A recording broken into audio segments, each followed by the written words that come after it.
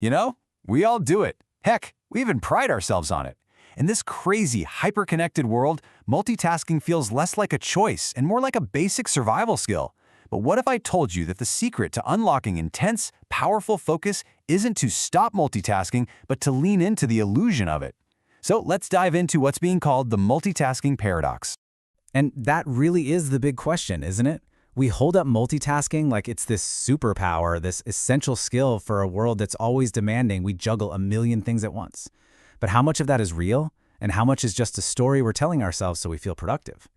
Oh yeah, and we absolutely believe it's real. A recent survey found that a whopping 93% of people believe they are just as good or even better than the average person at multitasking. It's kind of like that classic thing where almost everyone thinks they're an above-average driver. And you can see here, this belief runs really deep. Looking at the data, it's not just some vague feeling. Over 94% of women and young adults are confident they're at least average multitaskers. But here's the really crucial part. More than 84% of us think it's an important trait to have. We've actually built a whole culture around the idea that we should be good at this. And that right there is the foundation of the great multitasking myth.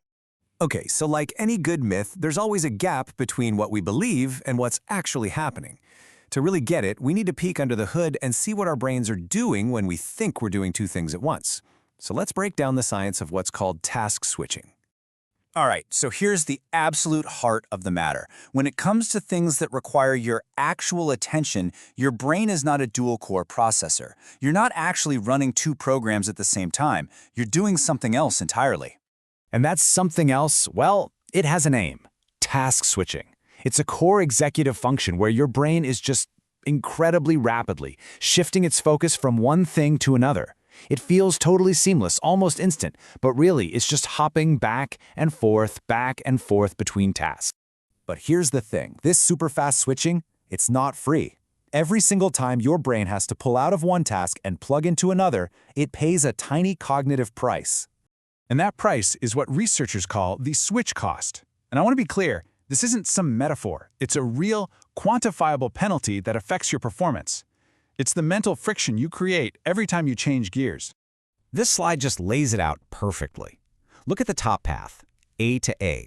That's your brain staying on one task. It's a smooth, direct line to getting it done. But now look at the bottom path. That's what happens when we try to switch to task B.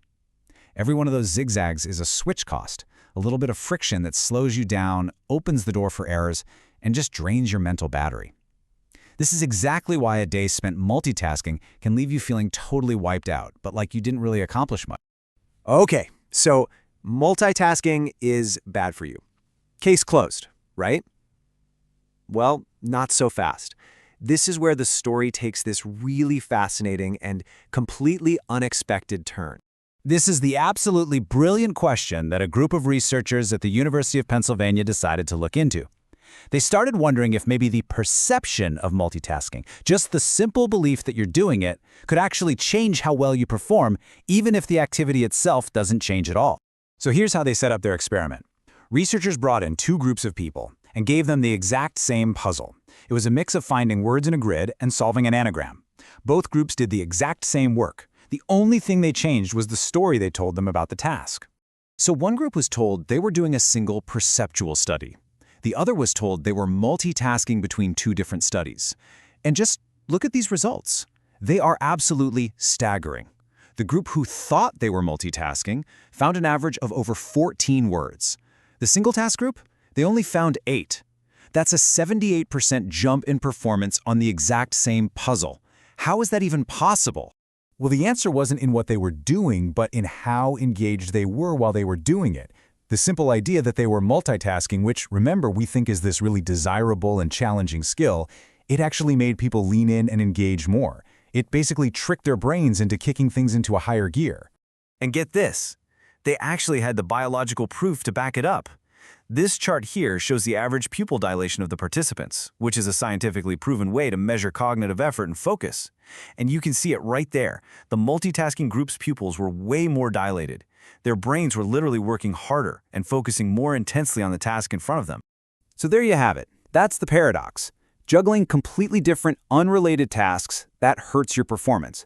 But the illusion of multitasking on a single, complex task can actually supercharge it. The real question then is how do we use this weird mental trick in our own lives? Right, so to be crystal clear, the goal here is not to start juggling more browser tabs and checking more notifications. We already know that's a recipe for disaster. The real trick is to take one big, important, complex project and just reframe it in your own mind. It's about creating this illusion of multitasking to send your engagement through the roof. Okay, so here's how you can actually do it. It's a simple 3-step process. First, pick one important complex task. Let's say writing a big report. Second, you break that task down into its core parts. For a report, that might be researching the data and writing the actual prose. And third, this is the secret sauce. As you're working, you just tell yourself that you are multitasking between these two subtasks.